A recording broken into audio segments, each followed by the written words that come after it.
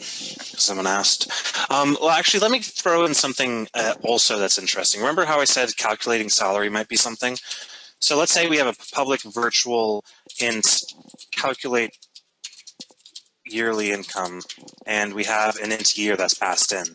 And then we can say in our person, we can say if the year is smaller than 2000, you know, then I made. Wouldn't that be better on the employee? That's fine. I'll take that as a yes then. Yeah, this isn't a perfect example. I mean, I just want to put some sort of some sort of algorithm right here that we can use to determine some sort of result based off the parameters. So here is our calculate yearly income method on our person. So now if we go ahead and say person.display, then we can say console.writeLine yearly income for year 2004.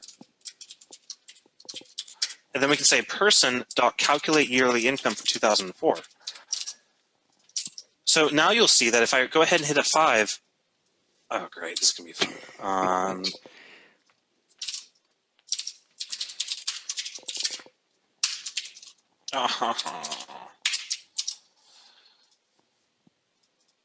I don't have a constructor. Now be very careful here, Nelson, that you don't end up confusing a bunch of people. Lots of jumping around real quick.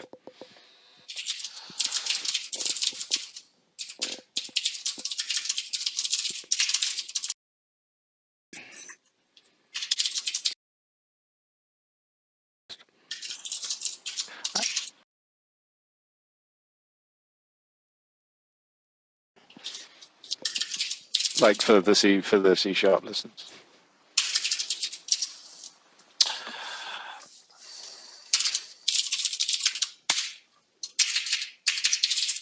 Yeah, once you get done typing this, but make sure you go back over it because there's some people that's confused.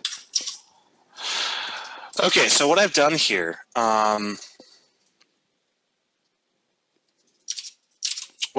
is I've added a member here to our person type.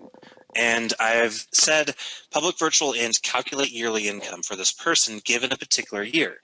And inside of this, I put this really interesting algorithm that performs a lot of interesting calculations that are applicable only to people.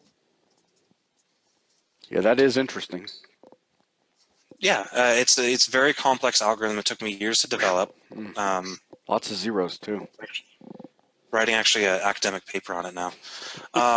And we have this algorithm in here that calculates the yearly income given a particular year for a person. And so now jumping back down, I've added a person and an employee to the people list.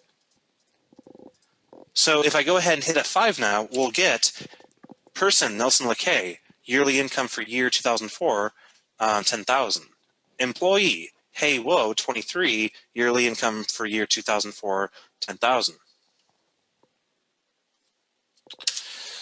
But that's not necessarily something we want. We want to actually alter the behavior of this program depending on if the object we're asking to calculate the yearly income is a person or an employee. So let's go ahead and do that. We can do that by using an override.